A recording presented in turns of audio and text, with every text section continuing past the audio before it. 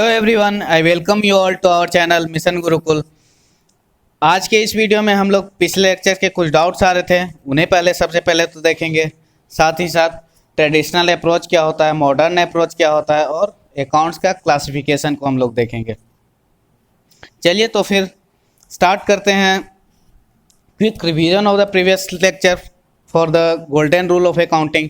हमने पिछले के वीडियो में ये जाना था कि अकाउंट्स होते हैं, उन्हें हमने क्लासिफाई करा था तीन कैटेगरीज में। पर्सनल अकाउंट बताया गया था, रियल अकाउंट बताया गया था और नॉमिनल अकाउंट बताया गया था।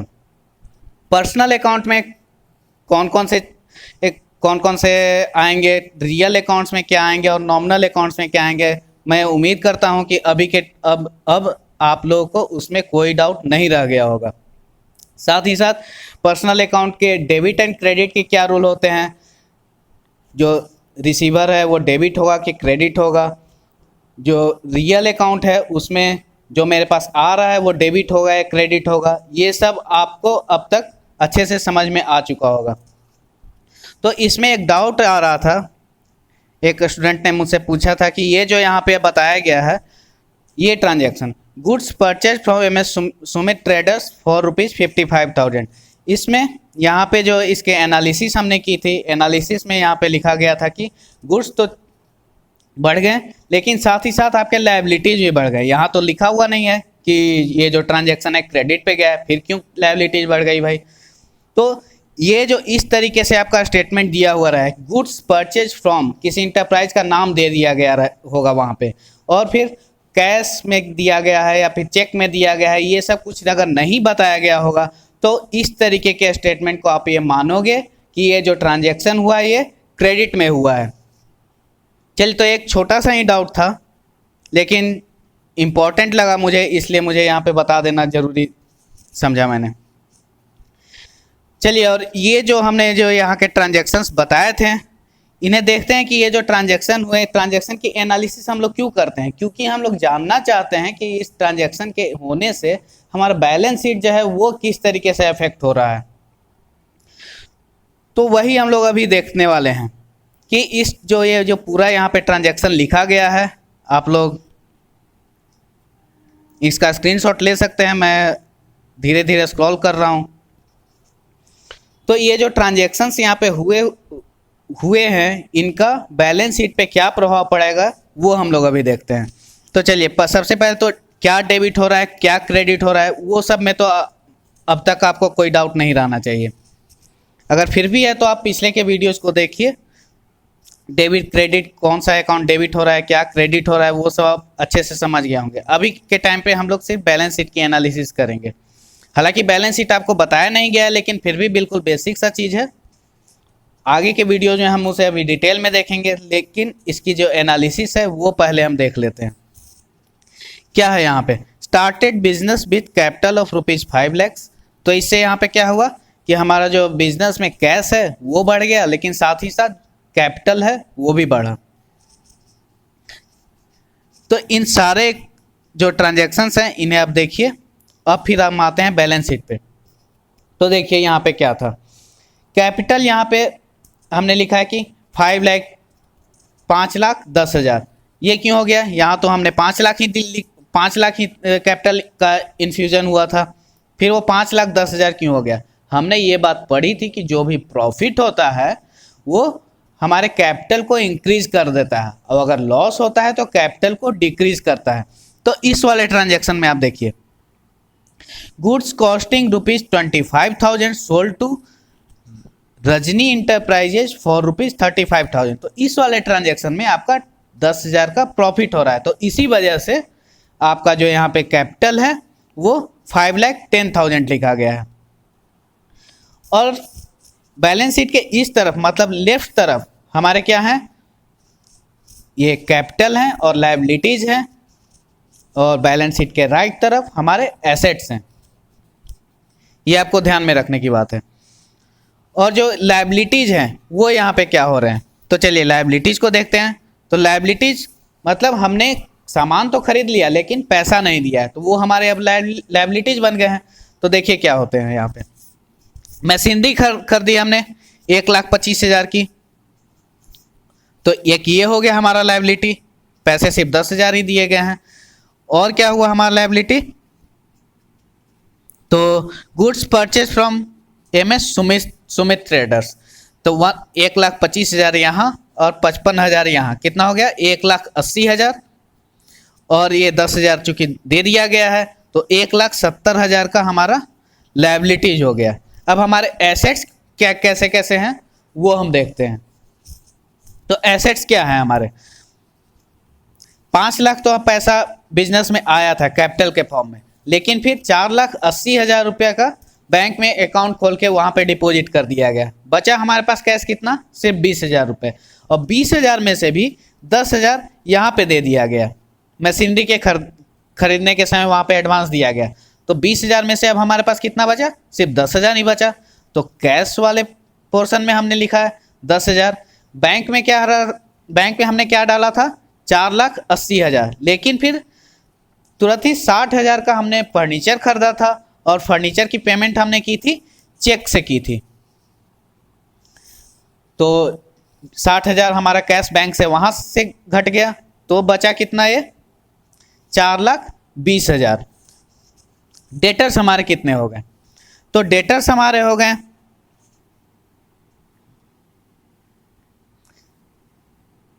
कहाँ गया, हाँ, goods costing ₹25,000 sold to Rajni enterprises.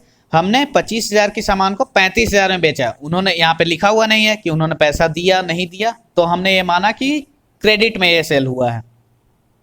तो ये 35,000 क्या हो गए हमारे डेटर हो गए। और क्या हुआ, स्टॉक हमारे पास कितने रह गए, अब 55,000 का हमने खरीदा था और 25,000 का बेच दिया, तो बचा कितना हमारे पास 30,000 का बचा। 30,000 का स्टॉक बचा, और 60,000 का फर्नीचर हमने लिया था, और 1,25,000 की हमने मशीनरी ली थी, जिसके लिए 10,000 का हमने एडवांस पेमेंट भी करा था। तो ये जो पूरा ये जो ट्रांजैक्शन हुआ, ट्रांजैक्शन में इतने ही घटनाएं घटित हुई हैं। तो अब जब इन्हें आप मैच करोगे, तो मैच करने का मतलब कि आप जो लेफ्ट साइड और राइट साइड में जो भी अमाउंट आए हैं उन्हें ऐड करोगे, और ऐड करने के बाद आप उन दोनों को देखोगे कि वो बराबर हैं या नहीं। ये सिर्फ एक इलस्ट्रेशन है जिससे मैं बताना चाह रहा था कि जो हमारा बैलेंस शीट है वो उनमें सारे ट्रांजैक्शंस अगर आप सही से लिखो, जो भी चीज़ हैं उसके एसेट को एसेट साइड, लायबिलिटीज़ को लायबिलिटीज़, कैपिटल को कैपिटल तरफ सही से आइडेंटिफाई करके लिखो, तो हमारा जो बैलेंस शीट है वो बैलेंस्ड रहता है। मतलब जितना जो लेफ्ट साइड का जो सम आएगा वही हमारा राइट साइड का आएगा। तो ये बात हमने जाना। और जो बैलेंस शीट हम जो बनाएंगे तो ऊपर में एक हेडिंग देना ये जरूरी है। यही आपके बैलेंस शीट की पहचान है। आप लिखोगे बैलेंस शीट एज एट, जो भी आपका डेट रहेगा उस डेट को आप लिखोगे, ठीक है। चलिए, तो जो हमने अकाउंटिंग की जो डिफिनीशन देखी थी, डिफिनीशन में हमने क्या जाना था कि आइडेंटिफिकेशन हम करेंगे, फिर उसकी रिकॉर्डिंग करेंगे, फिर क्लासिफाई करेंगे, साथ ही साथ उसे फिर समराइज करेंगे, और समराइजेशन के बाद हम लोग एनालिसिस और इंटरप्रिटेशन करेंगे, और फिर इसके बाद हम लोग एक रिपोर्ट बनाएंगे और उसे कम्युनिकेट करेंगे। तो ये सब तो हमने अकाउंटिंग के स्टेप्स को जाना था कि ये करेंगे, वो करेंगे, ये करेंगे, लेकिन वो करेंगे तो कैसे करेंगे, तो इसे हम लोग अब देखेंगे। तो जो आइडेंटिफिकेशन है वो हमारा क्या है कि सोर्स डॉक्यूमेंट्स हैं, जो हमारे वाउचर्स वगैरह मिले थे वो हम उन सब से हम ट्रांजैक्शंस को आइडेंटिफाई करेंगे। फिर रिकॉर्डिंग की बात आई, तो रिकॉर्डिंग हम कहाँ कर रहे थे, पिछले लेक्चर में हमने जाना था, तो जर्नल में करेंगे, और जर्नल को हम कहते हैं ओरिजिनल एंट्री, और बुक ऑफ ओरिजिनल एंट्री भी कहते हैं उसे। तो जो रिकॉर्डिंग हम करते हैं वो कहाँ पे करते हैं, जर्नल में करते हैं। उसका जब क्लासिफिकेशन की बारी आती है, जर्नल में तो हमने सारे एंट्रीज को डाल दिया है, अब उसे क्लासिफाई करके कौन सा एंट्री किस अकाउंट में जाना है उसकी क्लासिफिकेशन करते हैं। तो इस प्रोसेस को क्या कहा जाता है, लेजर पोस्टिंग कहा जाता है। तो जो क्लासिफिकेशंस होते हैं वो कैसे होते हैं, तो हमारे लेजर अकाउंट्स के थ्रू होते हैं। फिर हम उसकी समराइजेशन करते हैं, मतलब कि ट्रायल बैलेंस बनाते हैं, और फिर जो हमारा फाइनल अकाउंट्स बनता है उसे हम लोग क्या करते हैं, एनालिसिस और उसकी इंटरप्रिटेशन करते हैं। जो हमारे फाइनल अकाउंट्स बनते हैं वो किस किस तरीके के हो सकते हैं, तो उसमें आपके आ जाते हैं बैलेंस शीट आ जाते हैं, प्रॉफिट एंड लॉस अकाउंट आ जाते हैं और एक ट्रेडिंग अकाउंट आ जाते हैं। तो ये हो गया आपका एक ब्रीफ ओवरव्यू कि जो आपने जो डिफिनीशन पढ़ी थी, डिफिनीशन का आगे फिर कैसे इम्प्लीमेंटेशन होगा पूरे इस लेक्चर का जो सीरीज चलेगा उसमें। चलिए ठीक है, फिर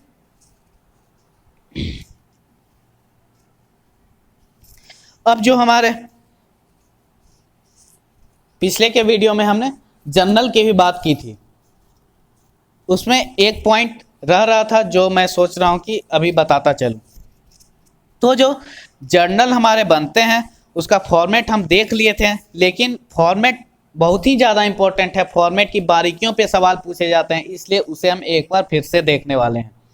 तो सबसे पहले जो जर्नल हम बनाएंगे, तो जर्नल में का जो फॉर्मेट होगा वो लिखा जाएगा इन द बुक्स ऑफ, जो भी आपका इंटरप्राइज का नाम रहेगा वो लिखा जाएगा। फिर उसके नीचे आपको जर्नल की हेडिंग डालनी होगी।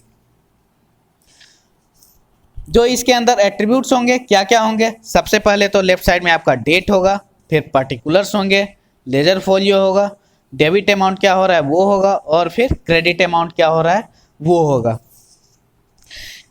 लेजर फोलियो क्या होता है, डेबिट अमाउंट, क्रेडिट अमाउंट, ये सब हमने पिछले के वीडियो में जाना था। अब जो हम एंट्री करेंगे, मतलब जर्नल में जो एंट्री हम पास करेंगे वो, जैसे यहाँ पे सैलरी की अगर डेबिट हो रही है तो हमने यहाँ लिखा बिल्कुल लेफ्ट साइड, बिल्कुल एकदम जो हमारा जो लाइन है उससे बिल्कुल सटे हुए सैलरी अकाउंट लिखेंगे। और ये बिल्कुल राइट साइड में, ये थोड़ा सा घसक गया है लेकिन जैसे यहाँ पे देखो इस वाले में बिल्कुल राइट साइड में, इस पर्टिकुलर्स वाले जो कॉलम है उसमें बिल्कुल राइट साइड में हम लिखेंगे DR डॉट। ये काफ़ी इंपॉर्टेंट है, ये सब चीज़ें, ये बारीकियों पे सवाल पूछे जाते हैं, ये इसलिए आपको ये जानना काफ़ी ज़रूरी है। फिर जो हम क्रेडिट वाला जो पोर्शन रहेगा वो कैसे लिखेंगे, तो सैलरी अकाउंट डेबिट, और कहाँ क्रेडिट हो रहा है तो टू कैश अकाउंट। और ये जो टू कैश अकाउंट लिखेंगे ये इसी तरीके से लिखेंगे, मतलब कि लेफ्ट साइड से थोड़ा सा हट के लिखेंगे, ज़्यादा नहीं थोड़ा सा हट के लिखेंगे। और फिर नीचे उसका नरेशन लिखेंगे ताकि ये जो मेरा जो ट्रांजैक्शन हुआ है वो किस वजह से हुआ है वो हम आइडेंटिफाई कर सकें अगर हम बाद में देखने वाले हैं तो नीचे जो नरेशन है उसमें लिख देंगे ये जिस पर्पज से ये हुआ है, तो बीइंग सैलरी पेड। ठीक है, और फिर आपका लेजर फोलियो हो गया। और डेबिट अमाउंट आप यहाँ पे लिखोगे, मतलब डेबिट वाले के सामने डेबिट अमाउंट और क्रेडिट वाले के सामने क्रेडिट अमाउंट। ऐसा नहीं कि आप बिल्कुल डेबिट और क्रेडिट एक ही लाइन में लिख दिए, डेबिट एक लाइन नीचे ही रहेगा ये। तो ये आपको ध्यान में रखने की ज़रूरत है। तो ये तो हुआ आपका एक सिंपल सा ट्रांजैक्शन कि आपने सैलरी पे किया, 5,000 रुपये की सैलरी अपने किसी एम्प्लॉय को कैश में पे कर दी, तो सैलरी अकाउंट डेबिट हुआ, कैश अकाउंट क्रेडिट हुआ, और उसकी एंट्री हमने इस तरीके से देख ली। लेकिन अगर कॉम्प्लेक्स ट्रांजैक्शन हो, एक ही स्टेटमेंट है, आपको कह दिया कि salary of ₹5,000, rent of ₹4,000, commission of ₹1,000, paid in cash, ये आपका दे दिया गया। तो उसे आप कैसे लिखोगे, तो जो भी डेबिट हो रहे हैं तो उन्हें एक साथ लिख दोगे। जो डेबिट हो रहे हैं, जो ये जो स्टेटमेंट बोला गया, ये जो ट्रांजैक्शन बोला गया, एक साथ उसमें 3 ट्रांजैक्शन इन्वॉल्व है। तो सैलरी अकाउंट की डेबिट हो रही है, रेंट अकाउंट की डेबिट हो रही है और कमीशन अकाउंट की डेबिट हो रही है, लेकिन क्रेडिट हमारा सिर्फ कैश अकाउंट ही हो रहा है। तो इन तीनों को एक साथ हम डेबिट लिख देंगे और फिर कैश अकाउंट को नीचे में उसी तरीके से थोड़ा सा लेफ्ट साइड से थोड़ा सा हट के कैश अकाउंट की क्रेडिट लिखेंगे और फिर उसकी नरेशन लिखेंगे। तो salary, rent and commission being paid. ठीक है, और यहाँ पे डेबिट वाले सेक्शन में हम लोग दर्शा देंगे कि सैलरी कितना गया, रेंट कितना गया और कमीशन कितना गया। ठीक है, तो इस तरीके का जो हमारा ट्रांजैक्शन हुआ ये कहा जाता है आपका कॉम्प्लेक्स ट्रांजैक्शन। और इसके लिए जो वाउचर्स होते हैं, क्योंकि जर्नल की एंट्री तो हम वाउचर्स को देख देख के ही तो करते हैं, तो इसके लिए जो वाउचर्स बनते हैं उन्हें कहा जाता है भी कॉम्प्लेक्स वाउचर या फिर जर्नल वाउचर भी इसे कहा जाता है। ठीक है, चलिए फिर शुरू करते हैं आज का लेक्चर। स्टार्ट करने से पहले एक क्वेश्चन, जैसा कि हमने जाना था कि क्या जो भी ट्रांजैक्शन हम रिकॉर्ड करते हैं जर्नल में, उनके लिए हमारे वाउचर्स होना बिल्कुल कंपलसरी है। लेकिन जरूरी नहीं कि हर ट्रांजैक्शन की आपको वाउचर मिले ही मिले। जैसे आपके ऑफिस में कुछ गेस्ट्स हैं, आपने नीचे के दुकान से ऑर्डर कर दिया कि 5 कप चाय लेके आ जाओ, अपने किसी स्टाफ को भिजवा के 5 कप चाय मंगवा लिया। वो चाय दुकान वाला क्या आपको वाउचर देने वाला है? नहीं जी, ऐसा तो नहीं होता है। सिमिलरली आप कुछ सामान लेके आ रहे हो, सामान अपने बिजनेस के पर्पस के लिए कुछ सामान लेके आ रहे हो, आपने ऑटो करा, ऑटो पैडल रिक्शा करा, किराया हुआ उसका 50 रुपए का किराया हुआ, आपने अपने सामान को उतारा, 50 रुपए उसे दे दिया। क्या वो रिक्शा वाला आपको वाउचर देगा? नहीं। तो ऐसे ट्रांजेक्शन्स को हम कैसे रिपोर्ट करेंगे? अपने जो जर्नल है उसमें हम कैसे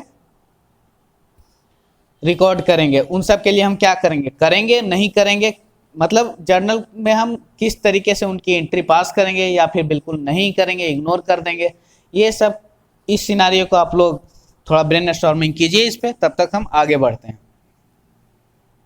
चलिए, तो ये जो हमारे जो अकाउंट्स थे, ये इसे हमने कैटेगराइज करा था पर्सनल, रियल और नॉमिनल में। तो इन जो 3 कैटेगरीज को जो कैटेगराइजेशन ये करा गया था, इसे कहा जाता है क्या? Traditional approach. तो ट्रेडिशनल अप्रोच हमने काफ़ी अच्छे से पिछले वीडियो में जाना था। साथ ही साथ अब एक नया, और ये जो जर्नल की एंट्री होती है उसके लिए ट्रेडिशनल अप्रोच की जानकारी सफिशिएंट है। लेकिन जब अब हम आगे की वीडियोज में चूंकि लेजर की बात करेंगे, लेजर पोस्टिंग की बात करेंगे, तो मॉडर्न अप्रोच को भी जानना जरूरी हो जाता है। ऐसा नहीं कि ये दोनों बिल्कुल अलग सा है, ट्रेडिशनल बिल्कुल कुछ अलग आउट ऑफ द वर्ल्ड चीज़ हो गया और मॉडर्न बिल्कुल उससे कंटेक्स्ट से हट के चीज़ हो गया। जी नहीं, ये दोनों बिल्कुल सेम से ही हैं, बस सिर्फ कहने का तरीका अलग है। अलग अलग ऑथर्स ने अलग अलग तरीके से कहा है, तो कहा गया है तो हमें पढ़ना हमारी ड्यूटी है, इसलिए पढ़ लेते हैं। तो मॉडर्न अप्रोच में जो अकाउंट्स की क्लासिफिकेशन है, वो आपके एसेट्स होते हैं, लायबिलिटीज होते हैं, एक आपका कैपिटल होता है, एक आपका एक्सपेंसेस एंड लॉसेज होते हैं, और फिर आपका रेवेन्यू एंड गेन्स होता है। अगर आप देखो इनको, तो ट्रेडिशनल और मॉडर्न को, इनके बीच की कोरिलेशन को समझने की कोशिश करो तो ज़्यादा मुश्किल नहीं होगा आपको समझने में। जैसे एसेट्स हैं, ट्रेडिशनल एसेट्स, हमारे एसेट्स के बारे में हमने जाना था। एसेट्स कैसे हो सकते हैं? तो रियल हो सकते हैं, पर्सनल हो सकते हैं। रियल एसेट्स कैसे हो सकते हैं? तो आपके जो फर्नीचर है, बिल्डिंग है, इस तरीके से हो सकते हैं। और फिर जो पर्सनल है, ये जैसे कि किसी ने आपसे उधारी लिया, कि आपने सामान की बिक्री की पर उन्होंने पैसा नहीं दिया, वो भी तो आपके एसेट्स ही हैं, आज नहीं तो कल तो वो देंगे ही। तो ये आपके हो गए, ये भी आपके एसेट्स हो गए। तो एसेट्स की इस तरीके से आपका जो कैटेगराइजेशन हुआ कि एसेट्स जो ट्रेडिशनल अप्रोच में जो रियल में जा रहा था और पर्सनल में जा रहा था, वो यहाँ पे एसेट, मतलब एसेट का क्लासिफिकेशन, और वो ट्रेडिशनल अप्रोच में अगर हम देखें तो 2 अकाउंट में के थ्रू किया जा रहा था। वैसे ही लायबिलिटीज है, तो लायबिलिटीज आपका सिर्फ पर्सनल अकाउंट का जो वहाँ था वही यहाँ की लायबिलिटीज है। कैपिटल अकाउंट, कैपिटल अकाउंट के बारे में हमने जाना था कि जो प्रोप्राइटर होता है क्या?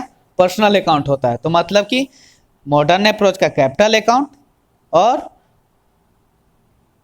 उसकी पर्सनल अकाउंट ट्रेडिशनल अप्रोच वाला, कैपिटल वाला, वहाँ पे कैपिटल वाली एंट्री को हम वहाँ के से कोरिलेट करके देख सकते हैं। और साथ ही हमने ट्रेडिशनल वाले में देखा था, क्या देखा था कि all debit all the expenses and losses, credit all the revenue and gains. तो ये सब कहाँ पे के रूल्स हमने देखे थे? नॉमिनल अकाउंट के देखे थे। तो एक्सपेंसेस एंड लॉसेस जो हमारा यहाँ पे मॉडर्न का अकाउंट है, वो जो ट्रेडिशनल वाला नॉमिनल वाला है उससे कोरिलेशन इसका बन रहा है, और रेवेन्यू एंड गेन्स का भी वैसे ही नॉमिनल से ही बन रहा है। ठीक है, ये जो क्वेश्चंस हैं कुछ कुछ, ये आप लोग सॉल्व कर सकते हैं। क्या है ये? से कहा जा रहा है कि the books in which transaction is recorded for the first time is called journal और बुक ऑफ ओरिजिनल एंट्री। पहचानना है आपको ये सही है या गलत है। वैसे ही जो process of transferring journal entry to individual accounts is called posting. ये कौन सा स्टेटमेंट सही है गलत है आपको पहचान करना है इसका। और सवाल है तो क्वेश्चंस आप लोग साथ साथ करते चलेंगे, बढ़ते हैं हम लोग लेक्चर के थ्रू।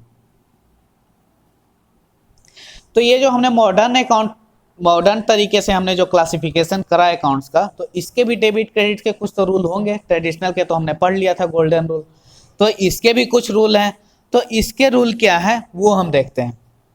तो जो एसेट्स में अगर कोई चीज़ अगर बढ़ रही है, एसेट्स हमारा बढ़ रहा है, तो उसे हम डेबिट करेंगे, और अगर एसेट्स हमारा घट रहा है उसे हम क्रेडिट करेंगे। बिल्कुल सेम सा तरीका है। अगर आप वहाँ पे देखो, एसेट्स अगर हमारे बढ़ रहे हैं, जैसे हमारे फर्नीचर है, फर्नीचर हम परचेज करके लाए, तो फर्नीचर हमारा बढ़ा, तो क्या था debit, what comes in is debit. Furniture account हमारा बढ़ा।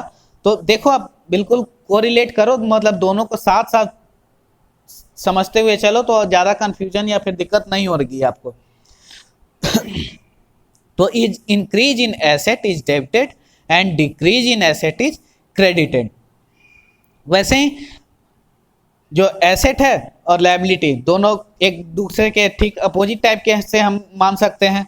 तो इंक्रीज इन एसेट अगर हमारा डेबिट हो रहा था, तो इंक्रीज इन लायबिलिटी हमारा क्या हो जाएगा, क्रेडिट हो जाएगा। तो डिक्रीज इन लायबिलिटी हमारा क्या होगा, डेबिट होगा।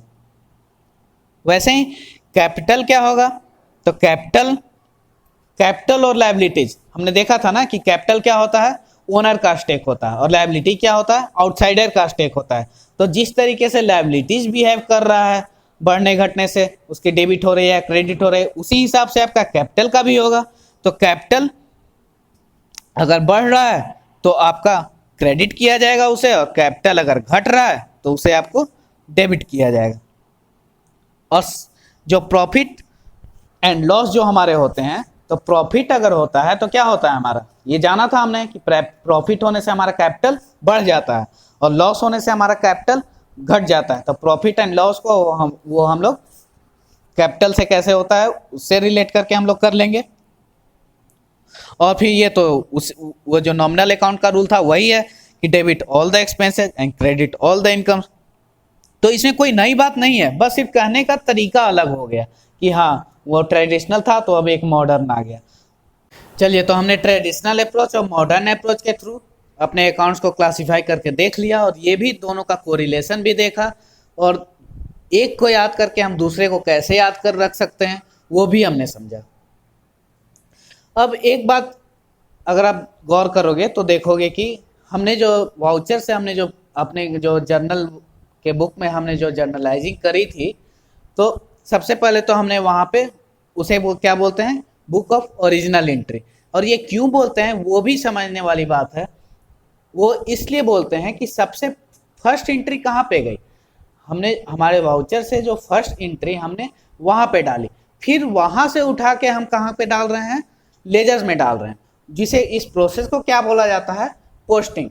तो जो फर्स्ट एंट्री जहाँ पे गया उसे बोला गया बुक ऑफ ओरिजिनल एंट्री, और जहाँ पे हम पोस्ट करने जा रहे हैं उसे क्या कहा जाता है कि प्रिंसिपल बुक ऑफ एंट्री।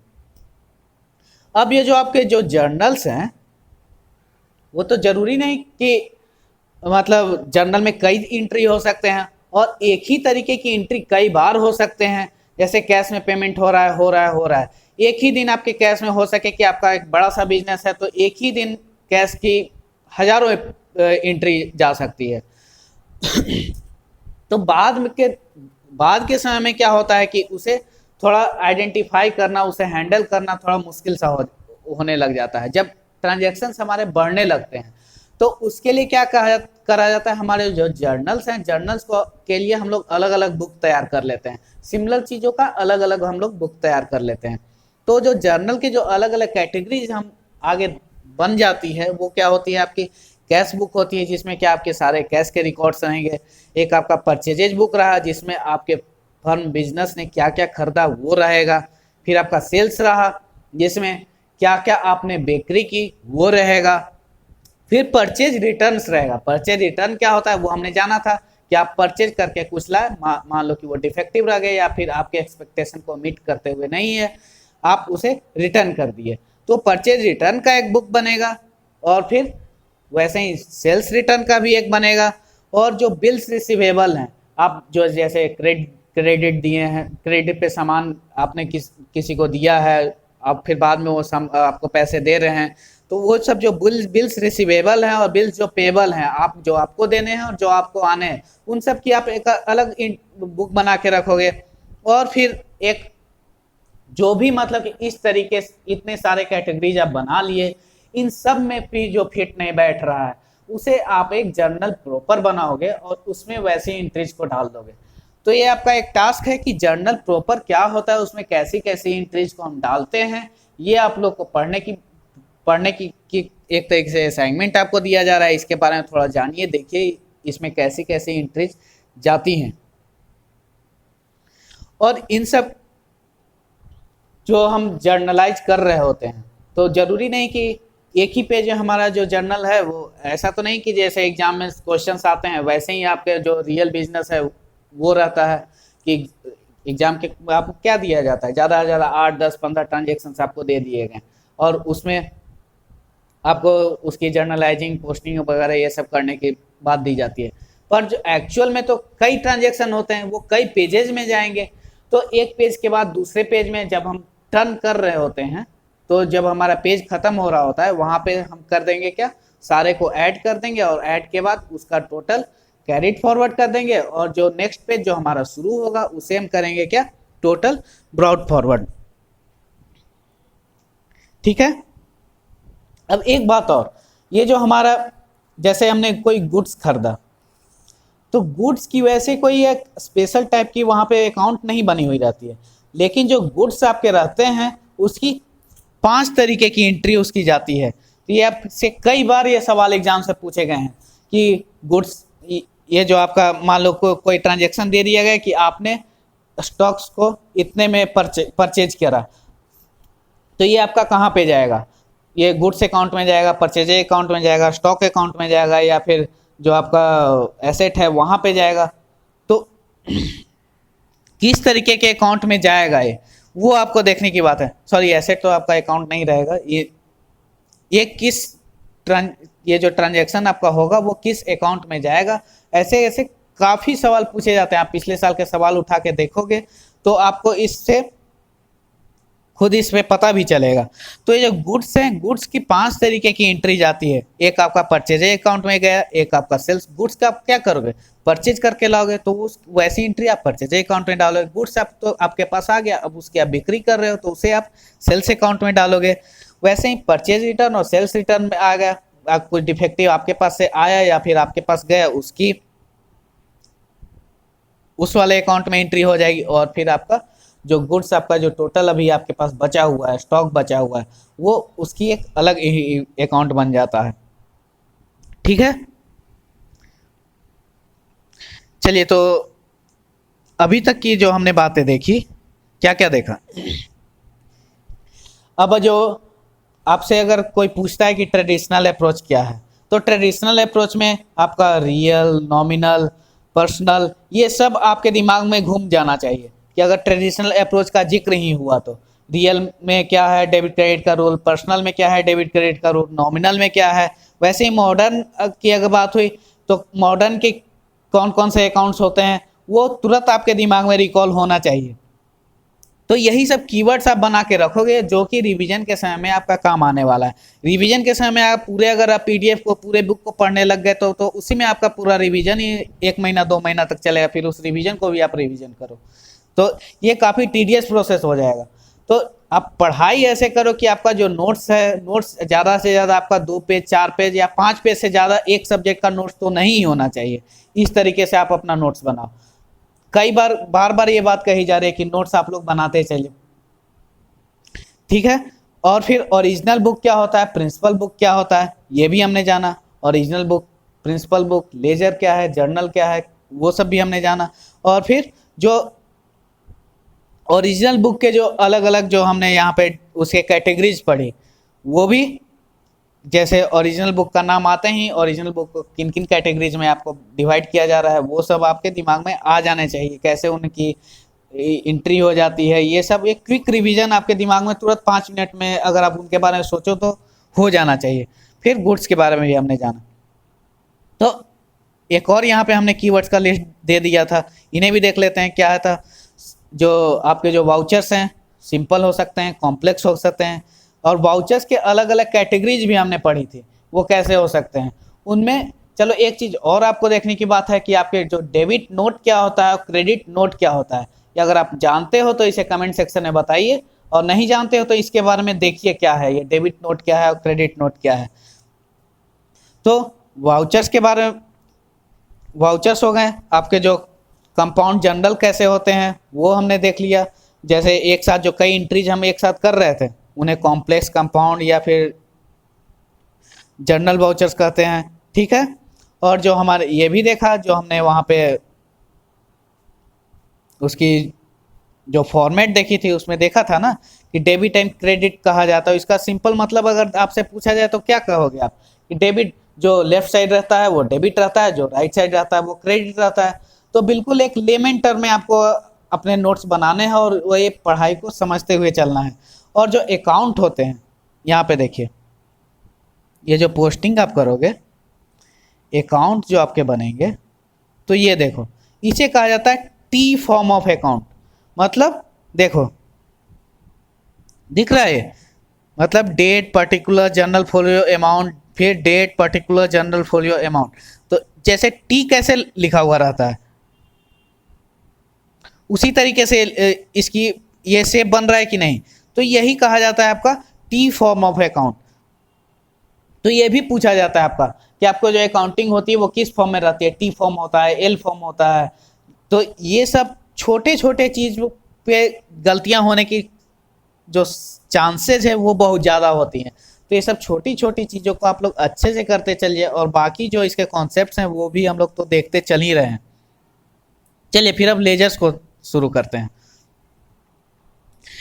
क्या है, अगर आपको किसी एक समय में ये पता करना है कि मेरे पास कितने अभी कैश बचा हुआ है, तो वो आप कुछ भी देख लो पता नहीं चलेगा अगर आप लेजर नहीं देख रहे हो तो।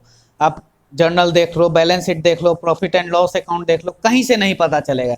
वैसे ही अगर आप ये जानना चाहो कि मिस्टर सोहन एंड ब्रदर्स को जो हमारा जो वो सप्लायर हैं उनके अभी कितने हमारा बाकी है या फिर हमें कितने उन्हें देने हैं, वो अगर आपको पता करना है तो आपको लेजर में, लेजर से ही ये सब जानकारी आपको मिलेगी। तो ये जो लेजर्स होते हैं, लेजर्स की जो कितने तरीके के होते हैं वो वही बताने के लिए आपका मॉडर्न अप्रोच आया था। तो वहाँ के जो तरीके होते हैं मतलब एसेट्स हो गए, कैपिटल हो गया, लायबिलिटीज हो गए, ये सब आपके जो लेजर हैं वो अलग अलग उनके कैटेगरीज हो गए। अब पर इनको भी ब्रॉडली हम दो कैटेगरीज में डिवाइड कर देते हैं। एक आपका क्या हो जाता है, परमानेंट अकाउंट हो जाता है, और एक आपका हो जाता है क्या, टेम्पररी अकाउंट हो जाता है। तो जो आपका बैलेंस शीट होता है वो आपका कहा क्या होता है, आपका परमानेंट अकाउंट हो जाता है। मतलब जिस भी अकाउंट की एंट्री आपके बैलेंस शीट में जाती है वो आपके हो गए परमानेंट अकाउंट, और जिसकी एंट्री आपके trading account and profit and loss account में जाती है वो आपके हो गए क्या, टेम्पररी अकाउंट। हमने यहाँ पे देखा था ना स्टार्टिंग में, कहाँ गए ये आपके जो फाइनल अकाउंट होंगे, फाइनल अकाउंट आपके 3 तरीके के बनते हैं, balance sheet, profit and loss account and trading account. तो जो आपके जो परमानेंट अकाउंट हो गए, परमानेंट अकाउंट आपका बैलेंस शीट में जाएगा, और जो टेम्पररी हो गए वो आपके कहाँ पास कर दिए जाएंगे, trading account and profit and loss account में, ठीक है। चलिए वही यहाँ पे लिखा हुआ है, all permanent accounts are balanced and carried forward to the next accounting period. और जो टेम्पररी अकाउंट होते हैं उन्हें वहाँ पे प्रॉफिट एंड लॉस और ट्रेडिंग अकाउंट में ही पास करके छोड़ दिया जाता है। अब all temporary accounts are closed at the end of the accounting period by transferring them to the trading account and profit and loss account. चलिए काफ़ी अच्छा सा सवाल है, मतलब अभी तक जो आपने पढ़ा है उसके आप जो यूटिलाइजेशन है यहाँ पे आएगा। और इस ऐसे ही ऐसे सवाल पूछे जाते हैं एग्जाम में। बनाइए इसे, देखिए इसका क्या आंसर आता है।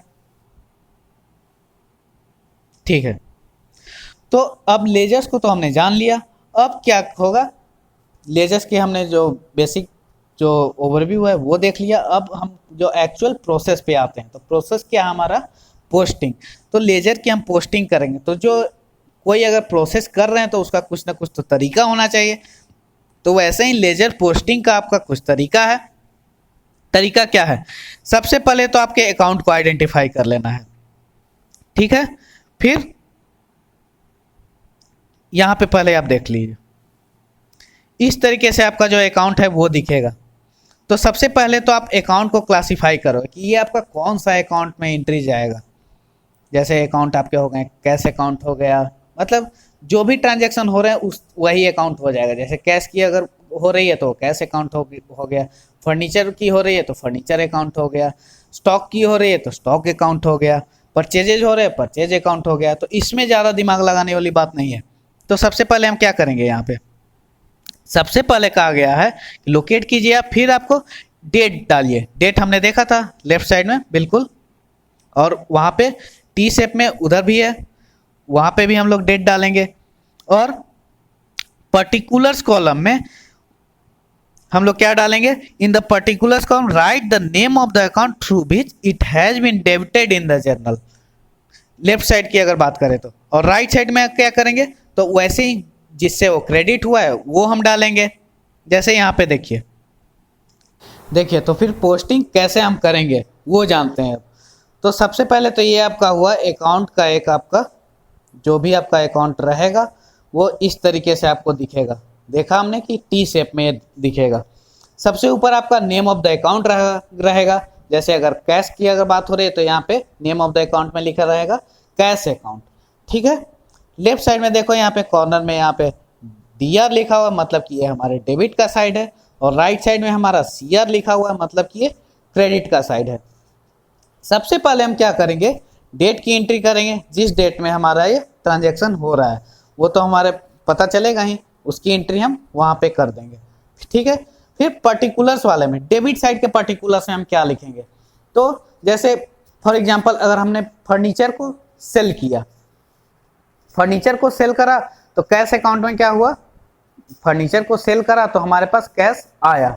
ठीक है, मान लो कि 10,000 रुपये में हमने फर्नीचर का सेलिंग किया, 10,000 रुपये हमारे पास आया। फर्नीचर हमारे पास से चला गया और कैश हमारे पास आ गया।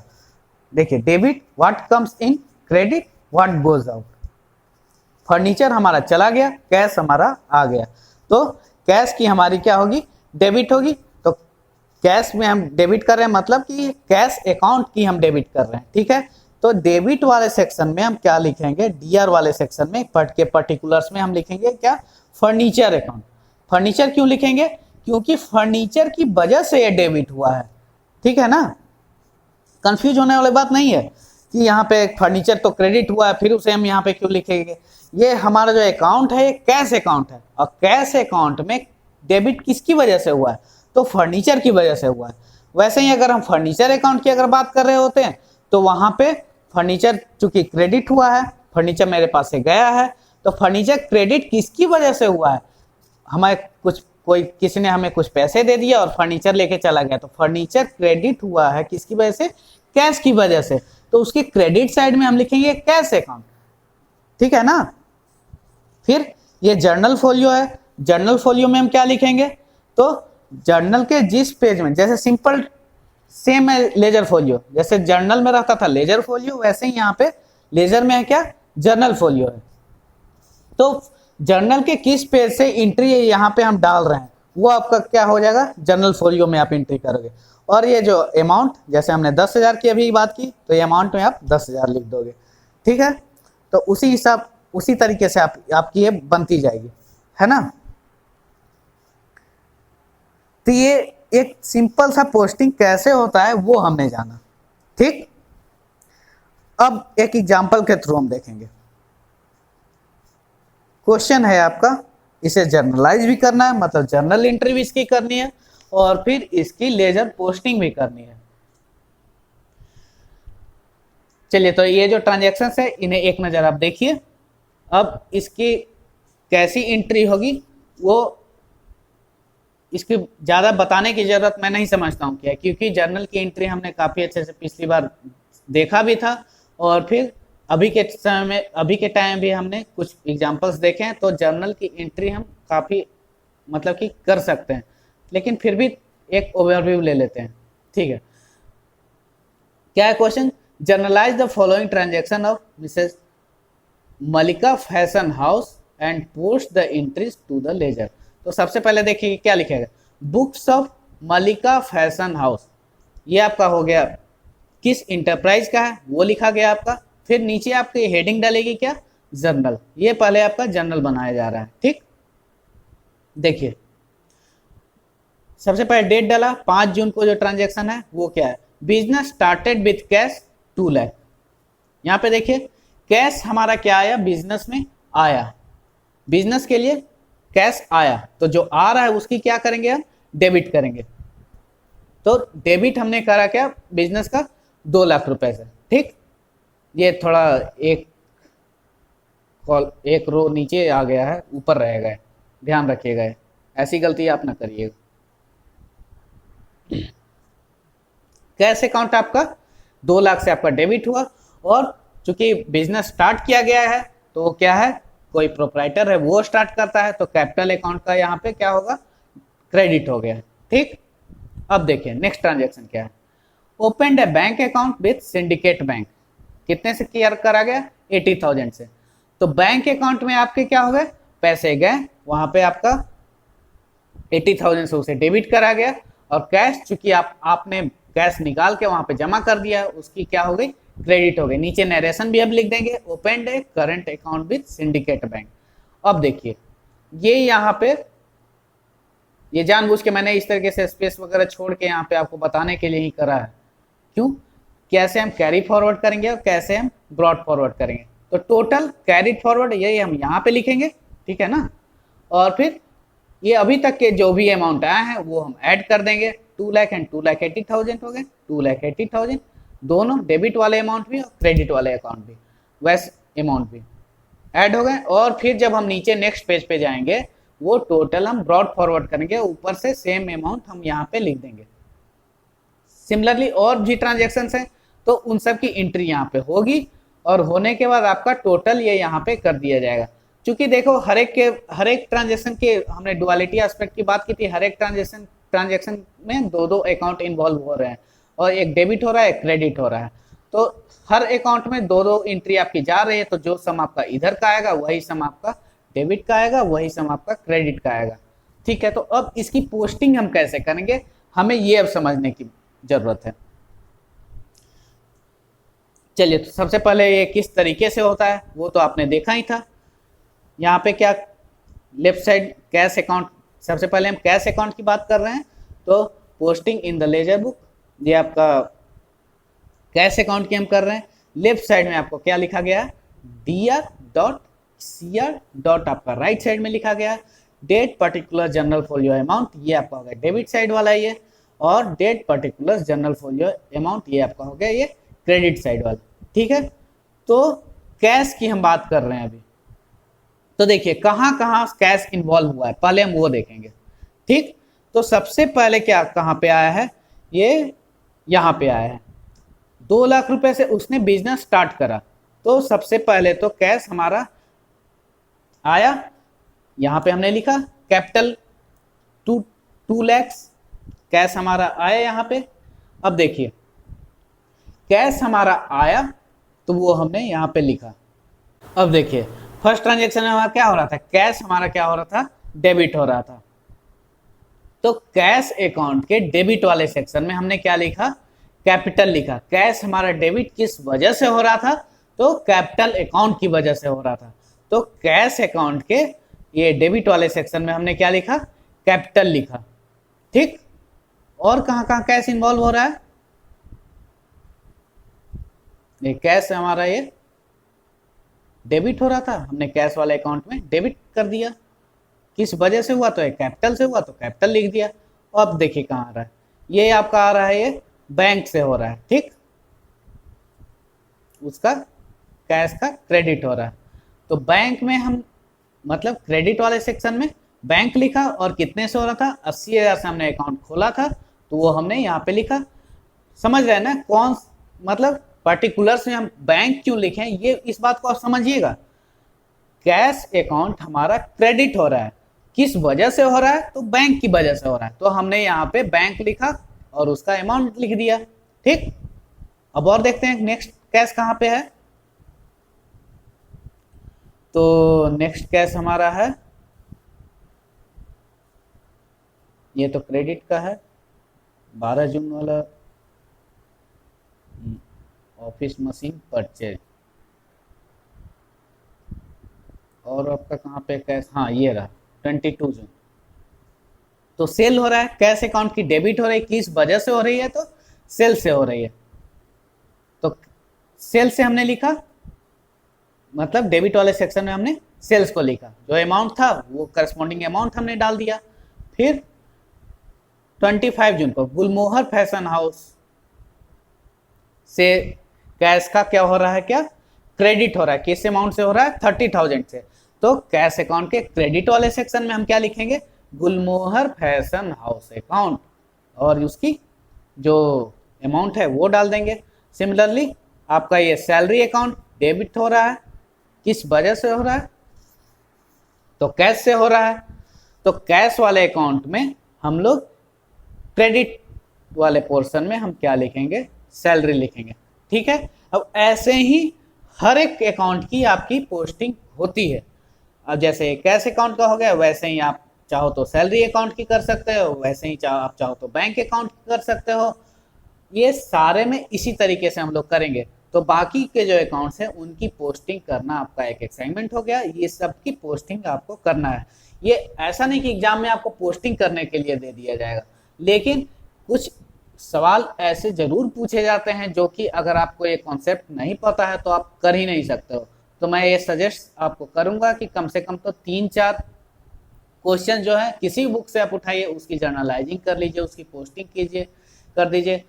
और ऐसा नहीं कि आप बिल्कुल मतलब कि 200-400 जैसे अकाउंटिंग के स्टूडेंट्स करते हैं जर्नलाइजिंग पोस्टिंग वैसे कर रहे हैं, उतनी करने की जरूरत नहीं है, बस 2-4 करो काफ़ी है, बस अच्छे से समझते हुए करने की जरूरत है। ठीक है, तो चलिए कंक्लूड करते हैं इस लेक्चर को। आपका असाइनमेंट क्या क्या रह गया, तो जर्नल प्रॉपर के बारे में आपको देखना जानना है, डेबिट नोट और क्रेडिट नोट क्या होता है वो आपको देखना जानना है। अगर आपने क्वेश्चंस को नहीं देखा हो, इस जो लेक्चर्स में जो क्वेश्चंस हैं मैं एक बार धीरे धीरे स्क्रॉल कर रहा हूँ, आप इनके आंसर्स आप लोग बताइएगा। ठीक है, और ये जो फर्स्ट क्वेश्चन था हमारा कि वो जो पेटी एक्सपेंसेस हैं उसकी हम कैसे एंट्री करेंगे। ठीक है, तो फिर खत्म करते हैं इस वीडियो को अब। Thank you.